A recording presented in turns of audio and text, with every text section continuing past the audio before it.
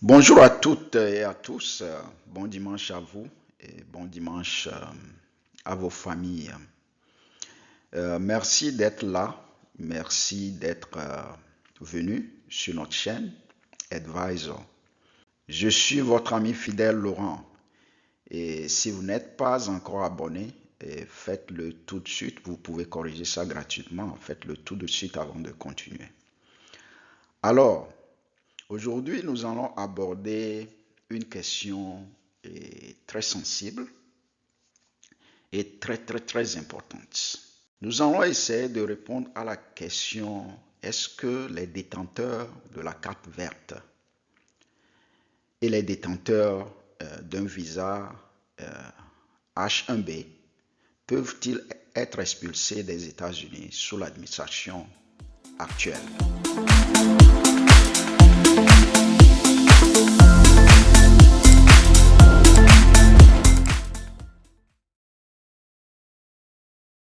Cette dernière semaine, nous avons reçu beaucoup de questions concernant ce sujet-là. Alors aujourd'hui, nous allons tenter d'apporter des éléments de réponse concernant ce sujet.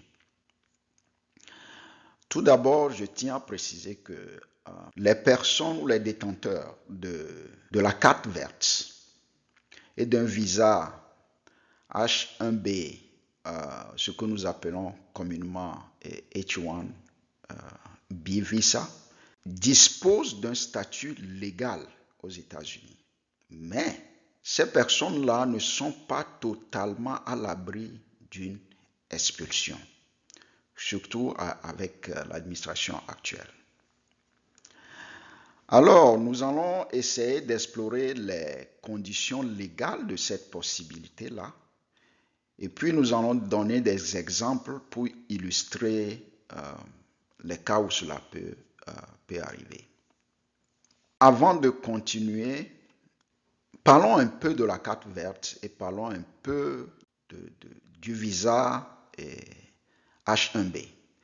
La carte verte, ou ce que nous appelons Green Card en anglais, c'est un document officiel qui permet à une personne étrangère, c'est-à-dire une personne qui n'est pas née aux États-Unis, de vivre et de travailler légalement de façon permanente. Elle permet à son titulaire de travailler pour n'importe quel employeur, sans exception, et de résider de façon stable aux États-Unis, de voyager de temps en temps ou de voyager à l'étranger et revenir sans aucune restriction. Alors, c'est quoi le visa H1B? Donc, c'est un visa temporaire qui permet à une entreprise américaine d'embaucher un travailleur étranger qui est hautement qualifié dans un domaine spécialisé. Ce visa, H1B visa, ce visa est conçu pour les professionnels étrangers possédant, n'est-ce pas, des compétences techniques et spécialisées, souvent dans des domaines très prisés, comme l'informatique, l'ingénierie, les sciences appliquées et la médecine, les finances, la gestion et bien sûr dans le domaine de l'éducation, et par exemple les enseignants, que ce soit au cours primaire, que ce soit à l'université, et les chercheurs, les enseignants-chercheurs et autres. Voilà. Comme je le disais tantôt, les résidents permanents, et donc les détenteurs de la carte verte, peuvent être expulsés s'ils commettent certaines infractions. Okay. Alors, quelles sont ces infractions-là? Par exemple, des crimes graves, des délits liés aux drogues, des crimes impliquant une turpitude morale selon la terminologie juridique. Donc la violation de certaines lois peut entraîner, n'est-ce pas, des procédures d'expulsion. Le visa H1B est un visa de travail, comme je l'avais dit. Ce visa-là est lié à une profession spécialisée. Ce qui veut dire que d'emblée, contrairement à la carte verte, un détenteur d'un visa H1B ne peut pas sortir et aller travailler pour n'importe quel employeur. Parce que le visa là est lié à une profession et à une profession seule, spécialisée. Alors, le maintien de ce visa là, ça dépend de l'emploi. Ce qui veut dire qu'en cas de perte de cet emploi-là, le détenteur peut perdre le visa. Si le détenteur perd l'emploi, la personne a 60 jours, notez bien, la personne a 60 jours pour trouver un nouvel employeur ou un autre emploi. Bien sûr, le nouveau employeur doit accepter d'aider le détenteur du visa à changer de statut. Bon, si après les 60 jours, le détenteur n'a pas réussi à trouver un autre emploi, la solution logique juridique, c'est de quitter le territoire. Parce que son visa est lié à un emploi. Maintenant, le détenteur n'a plus cet emploi-là. Et le détenteur n'a pas réussi à trouver un autre emploi ou un autre employeur pendant 60 jours. Bon, si la personne n'a jamais réussi à trouver un autre employeur, la personne n'a pas quitté le territoire. Eh bien, dans ce cas-là, la personne se retrouve en situation irrégulière et donc la personne est expulsable. Il est donc très très important pour les détenteurs du visa H1B de rester très vigilants quant à leur statut et leur délai de régularisation. Nous allons parler de 2 cas pour illustrer les risques encourus même par des personnes en situation régulière. Et donc nous parlons des détenteurs de la carte verte et des détenteurs du visa H1B.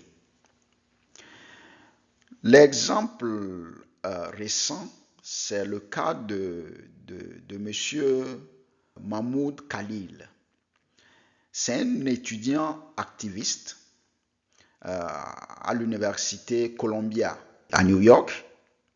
Il est résident permanent, donc il est détenteur de la carte verte. Mais tout récemment, il a été arrêté par les services d'immigration. Il lui a été reproché d'avoir participé à des manifestations pro-palestiniennes. Voilà donc un cas où les services d'immigration et le département d'État ont jugé que ces activités-là ne sont donc pas conformes à la politique étrangère de l'administration actuelle.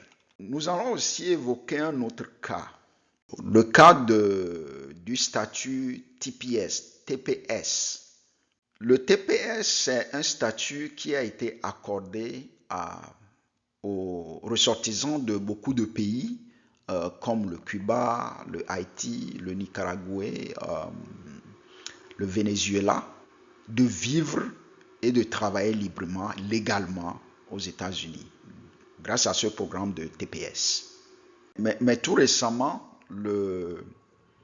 l'administration a donc annulé le statut TPS de plus de 530 000 personnes de ces pays-là. Voilà. Alors, si vous êtes détenteur d'une carte verte ou d'un visa H1B, vous avez un statut légal aux États-Unis. Vous pouvez vous promener librement, travailler librement. Mais il faut savoir que ce n'est pas une garantie de sécurité absolue.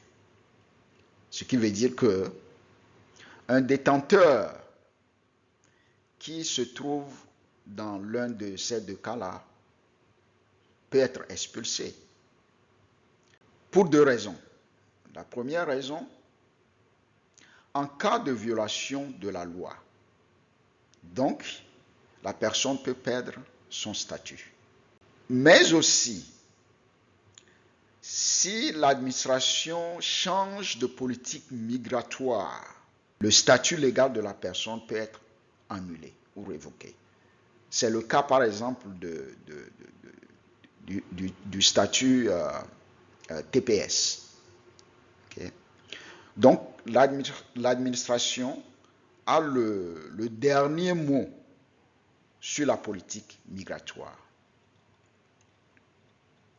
Il est alors très essentiel de rester informé, de respecter les conditions de votre statut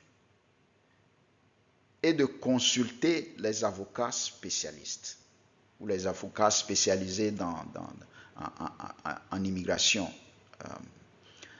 Moi, je ne suis pas avocat, je fais des recherches pour trouver des informations. Voilà. Et donc, en cas de doute, il faut absolument consulter un avocat. Maintenant, le petit conseil que moi je vais donner est que il faut vraiment consulter un avocat si vous êtes détenteur de la carte verte ou détenteur du visa H1B et vous voulez voyager ces temps-ci à l'extérieur des États-Unis. Il faut absolument consulter votre avocat. Il faut absolument chercher à comprendre s'il y a quelque chose dans votre passé. Il faut absolument chercher à comprendre est-ce que vous êtes exposé d'une manière ou d'une autre. Et donc, c'est votre avocat qui a le dernier mot, qui peut vous conseiller. Mais il faut rester informé.